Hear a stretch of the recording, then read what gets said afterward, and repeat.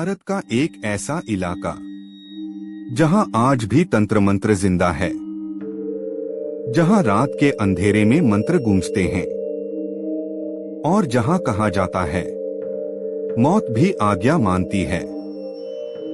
आज हम बात करेंगे बंगाल के काले जादू की। बंगाल सिर्फ साहित्य, क्रांति और संस्कृति के लिए नहीं जाना जाता, बल्कि तंत्र विद्या का सबसे बड़ा केंद्र भी माना जाता है। माना जाता है कि भारत में काला जादू सबसे ज्यादा बंगाल, असम और ओडिशा में प्रचलित रहा है, लेकिन बंगाल को इसका गढ़ कहा जाता है।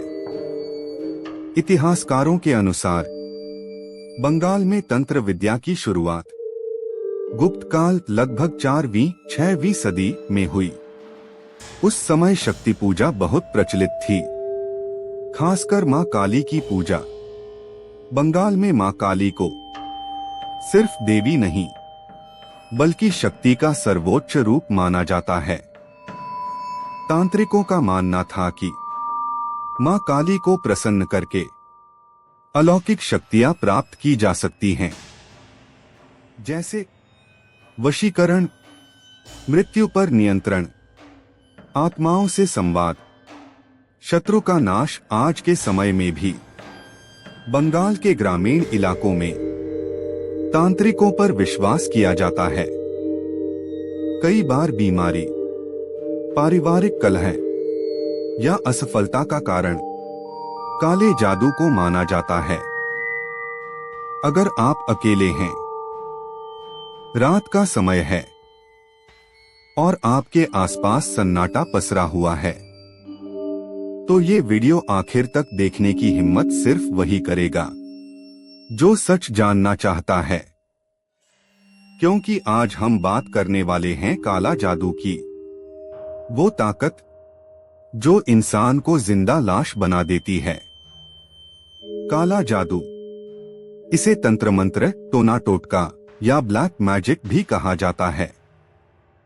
ये कोई कहानी नहीं, बल्कि एक ऐसी सच्चाई है जिस पर आज भी बहुत से लोग भरोसा करते हैं और बहुत से लोग इसकी वजह से बर्बाद हो चुके हैं।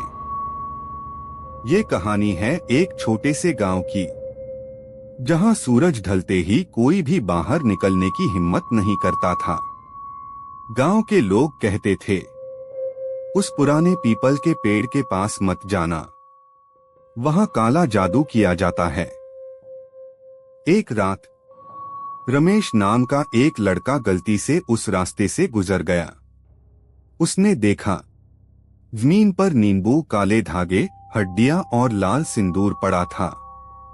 तभी उसे किसी औरत की आवाज सुनाई दी, रमेश वापस आ जा। उस रात के बाद रमेश बदल गया। वो किसी से बात नहीं करता, रात को अजीब भाषा में बोलता और उसकी आंखें जैसे किसी और की हो चुकी थीं। काला जादू करने के लिए श्मशान, अमावस्या की रात, जानवरों की बलि और तंत्र मंत्र का सहारा लिया जाता है। इसका मकसद होता है किसी को वश में करना, बर्बाद करना या उसकी आत्मा तक पर कब्जा कर लेना। लेकिन याद रखना, काला जादू करने वाला कभी खुश नहीं रहता। जो दूसरों के लिए गड्ढा खोदता है, वो खुद भी उसी गड्ढे में गिरता है। आज भी उस गांव के पीपल के पेड़ के पास रात को अजीब आवाजें आती हैं और लोग कहते हैं, जो काला जादू से खेलता है वो कभी चैन से नहीं मरता। अगर आपको ये कहानी डरावनी लगी तो लाइक जरूर करें और ऐसी ही सच्ची डरावनी कहानियों के लिए चैनल को सब्सक्राइब करना मत भूलना।